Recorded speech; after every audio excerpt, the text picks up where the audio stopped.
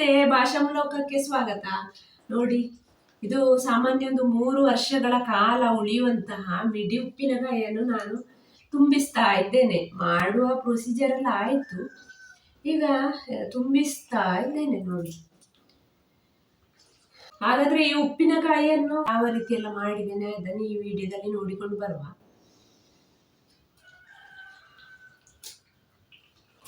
ಇದನ್ನು ನೋಡಿ, ಇಲ್ಲಿ ಮಿಡಿಯನ್ನು ಸೋಸಿಕೊಳ್ತಾ ಇದ್ದೇನೆ. ಇದು ಉಪ್ಪಿನಲ್ಲಿ ಹಾಕಿಟ್ಟೊಂದು 15 ದಿವಸ ಎಲ್ಲ ಆಯಿತು.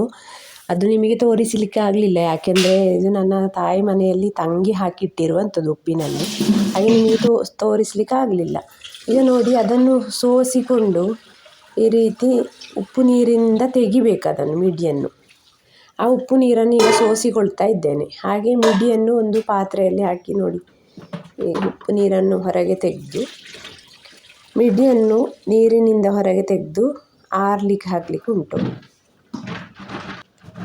ಈ ರೀತಿಯಾಗಿ ಹಾಕಿಕೊಳ್ತಾ ಇದ್ದೇನೆ. ಇದು ಬೆಳಿಗ್ಗೆ ನಾನು ಮಾಡ್ತಾ ಇರೋದು.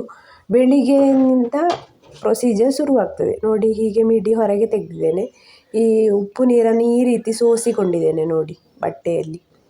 ಮತ್ತು ಈ ಉಪ್ಪು ನೀರನ್ನು ಈಗ ಕುದಿಸ್ಲಿಕ್ಕೆ ಇಡ್ತಾ ಇದ್ದೇನೆ. ಉಪ್ಪು ನೀರು ಅದೇ ನೀರನ್ನು ಕುದಿಸ್ಲಿಕ್ಕೆ ಇಡ್ತಾ ಇದ್ದೇನೆ. ಅದು ಸಾಕಾಗೋದಿಲ್ಲ ಅಂತ ಅನಿಸಿತು ನನಗೆ, ಹಾಗೆ ನಾನು ಸ್ವಲ್ಪ ಉಪ್ಪನ್ನು ಸ್ವಲ್ಪ ನೀರನ್ನು ಕೂಡ ಹಾಕಿ ಇಟ್ಟು ಕುದಿಲಿಕ್ಕೆ ಬಿಡ್ತಾ ಇದ್ದೇನೆ. ಇಲ್ಲಿ ನೋಡಿ, ಈಗ ಒಣ ಇರುವ ಸ್ಥಳದಲ್ಲಿ ಒಂದು ಬಟ್ಟೆಯನ್ನು ಹಾಸಿದ್ದೇನೆ, ಕಾಟನ್ ಬಟ್ಟೆಯನ್ನು. ಈ ರೀತಿ ಮಿಡಿಯನ್ನು ಹರಡಿಕೊಳ್ಬೇಕು. ಅದು ಅದರಲ್ಲಿರುವ ಪಸೆ ಎಲ್ಲ ಹೋಗಬೇಕಂದ್ರೆ ಒಂದು ಮಧ್ಯಾಹ್ನ ಒಂದು 3 ಗಂಟೆವರೆಗೆ ಅದು ಹೀಗೆ ಇರಲಿ, ಹೀಗೆ ಬಿಟ್ಟಿದ್ದೇನೆ. ಇದರಲ್ಲಿ ಸಾಮಾನ್ಯ ಒಂದು ನೀರು ಕುಡ್ದಂತಹ ಈ ರೀತಿ ಮೆತ್ತಗೆ ಆದಂತಹ ಮಿಡಿ ಎಲ್ಲ ಇರ್ತದೆ, ಅದನ್ನು ಬೇರೆ ತೆಗೆದಿಟ್ಟುಕೊಳ್ಬೇಕಾಗ್ತದೆ. ಸಾಮಾನ್ಯ ಕಪ್ಪಿದ್ರೂ ಕೂಡ, ಗಟ್ಟಿದ್ದರೆ ಏನಾಗುವುದಿಲ್ಲ ಮಿಡಿ. ಹಾಗೆ ಕಪ್ಪಿರುವಂತಹ ಮಿಡಿಯನ್ನು ನಾನು ಈ ರೀತಿ ತೆಗೆದು ಬೇರೆ ಹಾಕಿ ಇಟ್ಟುಕೊಳ್ತಾ ಇದ್ದೇನೆ. ಅದನ್ನು ಭರಣಿಗೆ ಹಾಕಲಿಕ್ಕಿಲ್ಲ, ಆ ರೀತಿ ಬೇರೆ ಬೇರೆಯಾಗಿ ಮಾಡಿ ಇಟ್ಟುಕೊಂಡಿದ್ದೇನೆ ನೋಡಿ. ಇಷ್ಟು ಮಿಡಿಗಳಿದೆ. ಮತ್ತು ಈ ರೀತಿ ಒಂದು ಮೇಲಿನಿಂದ ಮುಚ್ಚಿ ಕೂಡ ಇಡ್ಬೋದು. ಇಲ್ಲಿ ನೋಡಿ, ಈಗ ಉಪ್ಪು ನೀರು ಕುದೀತಾ ಇರಲಿಕ್ಕೆ ಸ್ಟಾರ್ಟ್ ಆಗುವಾಗ ಈಗ ಮೇಲಿನಿಂದ ಹೀಗೆ ಕಪ್ಪು ಕಪ್ಪಾಗಿ ಬರ್ತಾ ಇದ್ದರೆ ಅದನ್ನು ತೆಗೆದು ಚೆಲ್ಲಿಕೊಳ್ಬೋದು, ಆಗ ಕ್ಲೀನಾಗಿರ್ತದೆ ನೋಡಿ. ತಯಾರಿ ತುಂಬ ಇರ್ತದೆ. ಮಿಕ್ಸಿಂಗ್ ಮಾಡಲಿಕ್ಕೆ ಪಾತ್ರ ಬೇಕಾಗೋದೆಲ್ಲ ಉಂಟಲ್ಲ, ಗ್ರೈಂಡರು, ಮಿಕ್ಸಿ ಯಾವುದೆಲ್ಲ ಬೇಕಾಗ್ಬೋದು, ಅದನ್ನೆಲ್ಲ ಚೆನ್ನಾಗಿ ತೊಳೆದು ಈ ರೀತಿ ಬಿಸಿಲಿಗಿಟ್ಟು ಒಣಗಿಸಿಕೊಳ್ಬೇಕು. ಪ್ರತಿಯೊಂದು ಕೂಡ ಒಣದಾಗಿರಬೇಕಾಗ್ತದೆ. ಈಗ ಗ್ರೈಂಡರ್ ಎಲ್ಲ ಒಂದು ಮಧ್ಯಾಹ್ನ 3 ಗಂಟೆ ಆಗೋಗಿದ್ದು ಒಣಗಿದೆ, ಚೆನ್ನಾಗಿ ಒಣಗಿರಬೇಕು. ನೀರಿನ ಪಸೆ ಒಂದರಲ್ಲಿ ಕೂಡ ಇರಬಾರ್ದು. 500 ಮಿಡಿಗೆ ನಾನಿಲ್ಲಿ 3/4 kg ಸಾಸಿವೆ ಮತ್ತು ಅರ್ಧ kg ಮೆಣಸಿನ ಹುಡಿಗಳನ್ನು ತಗೊಳ್ತಾ ಇದ್ದೇನೆ. ಪ್ರತಿ ವರ್ಷ ನಾನು ಮೆಣಸು ತಂದು ತೊಳೆದು ಒಣಗಿಸಿ ಪುಡಿ ಮಾಡಿ ಎಲ್ಲ ತಗೊಳ್ತಾ ಇರ್ತೇನೆ. ಈ ಸಲ ಮಾತ್ರ ನನಗೆ ಆಗಲಿಲ್ಲ. ಹಾಗೆ ಮೆಣಸಿನ ಹುಡಿಯನ್ನು ಮತ್ತು ಸಾಸಿವೆ ಹುಡಿಯನ್ನು ತರಿಸಿದ್ದೇನೆ ಒಬ್ಬರಿಂದ, ಒಳ್ಳೆಯದಾಗಿ ಮಾಡಿ ಕೊಟ್ಟಿದ್ದಾರೆ. ತುಂಬ ಕ್ಲೀನಾಗಿ ಫ್ರೆಶ್ ಆಗಿ ಇತ್ತು ನೋಡಿ. 3/4 kg ಸಾಸಿವೆಯನ್ನು ತಗೊಂಡಿದ್ದೇನೆ ಮತ್ತು ಅರ್ಧ kg ಮೆಣಸನ್ನು ಕೂಡ, ಮೆಣಸಿನ ಹುಡಿಗಳು ನೋಡಿ. ಒಳ್ಳೆ ನೈಸಾಗಿ ಪೌಡರ್ ಆಗಿತ್ತು ಮತ್ತು ಒಳ್ಳೆ ಪರಿಮಳ ಕೂಡ ಇತ್ತು. ಈಗ ನೋಡಿ, ಉಪ್ಪು ನೀರು ಕೂಡ ತಣ್ಣದು ರೆಡಿಯಾಗಿದೆ ನೋಡಿ. ಈಗ ನಾನು ಗ್ರೈಂಡರಿಗೆ ಹಾಕಿಕೊಳ್ತಾ ಇದ್ದೇನೆ.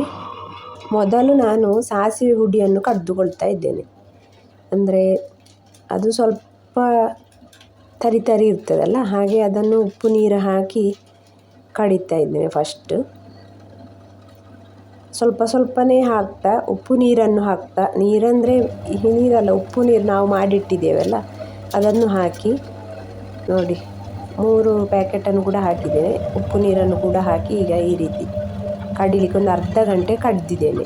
ಈಗ ಅರ್ಧ ಗಂಟೆ ಕಡ್ದ ಮೇಲೆ ಈಗ ಮೆಣಸಿನ ಹುಡಿಯನ್ನು ಹಾಕ್ತಾ ಇದ್ದೇನೆ. ಅದು ತಿರುಗಲಿಕ್ಕೆ ಎಷ್ಟು ಬೇಕೋ ಅಷ್ಟು ಉಪ್ಪು ನೀರನ್ನು ಕೂಡ ಹಾಕಿಕೊಂಡು ಕಡಿದುಕೊಳ್ತಾ ಇದ್ದೇನೆ. ಈಗ ನೋಡಿ, ಅರಶಿನ ಹುಡಿ ನಾನಿಲ್ಲಿ ಸಾಮಾನ್ಯ ಒಂದು 50 ಗ್ರಾಮ್ ಆಗುವಷ್ಟು ಹಾಕ್ತಾ ಇದ್ದೇನೆ. ತುಂಬ ಎಲ್ಲ ನನಗೆ ಹಾಕಲಿಕ್ಕೆ ಅಷ್ಟು ಇಷ್ಟ ಕೂಡ ಆಗೋದಿಲ್ಲ, ಹಾಗೆ ಸ್ವಲ್ಪ ಹಾಕ್ತಾ ಇದ್ದೇನೆ. ಅದೊಂದು ಅಂದಾಜೆ ಹಾಕಿದ್ದೇನೆ ನೋಡಿ. ಇಲ್ಲಿ ತಿರುಗ್ತಾ ಉಂಟು. ಈಗ ಇಲ್ಲಿ ನೋಡಿ, ಮಿಡಿ ಎಲ್ಲ ಚೆನ್ನಾಗಿ ಪಸೆ ಆರಿ, ಅಂದರೆ ಒಣಗಿ ರೆಡಿಯಾಗಿದೆ ನೋಡಿ. ಈ ರೀತಿಯಾಗಿ ಪಸೆ ಎಲ್ಲ ಆರಿದೆ. ಈಗ ಹೊರಡಿ ರೆಡಿಯಾಗಿದೆ ನೋಡಿ. ಅದನ್ನು ಈಗ ತೆಗೆದುಕೊಳ್ತಾ ಇದ್ದೇನೆ ಒಂದು ಒಣಗಿದ ಪಾತ್ರೆಗೆ. ನೋಡಿ,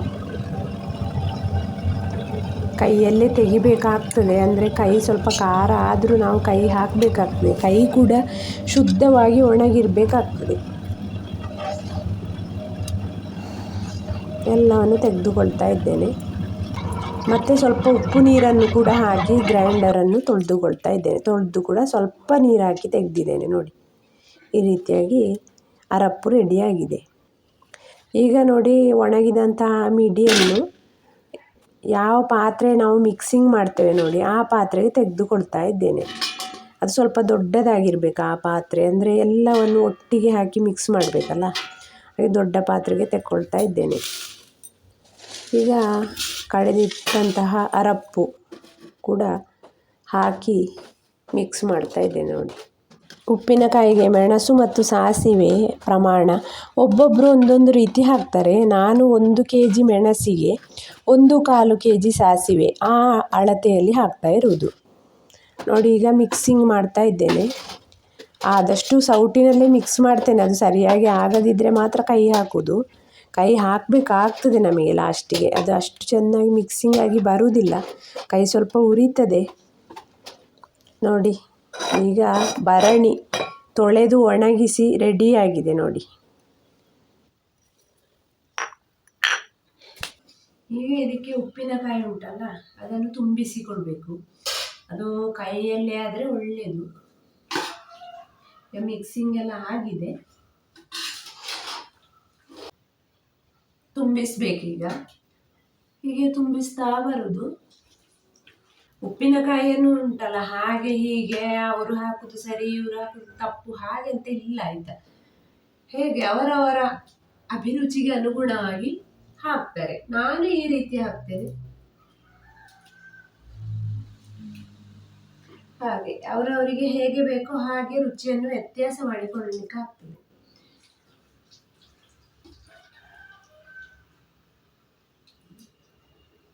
ನೋಡಿ, ಫುಲ್ಲಾಗಿದೆ, ಕರೆಕ್ಟಾಗಿ ಹಿಡ್ದಿದೆ. ಈಗ ಚೆನ್ನಾಗಿ ಸೈಡನ್ನೆಲ್ಲ ಒರೆಸಿಕೊಳ್ಬೇಕು ಈ ರೀತಿಯಾಗಿ. ಈಗ ಒಂದು ಕಾಟನ್ ಬಟ್ಟೆಯನ್ನು, ಶುದ್ಧವಾಗಿ ತೊಳೆದು ಒಣಗಿಸಿದಂತಹ ಕಾಟನ್ ಬಟ್ಟೆಯನ್ನು ಈ ರೀತಿ ಭರಣಿಯ ಒಳಗೆ ಹಾಕಿ ಉಪ್ಪಿನಕಾಯಿಗೆ ಮೇಲಿನಿಂದ ಮುಚ್ಚಿಕೊಳ್ಬೇಕು.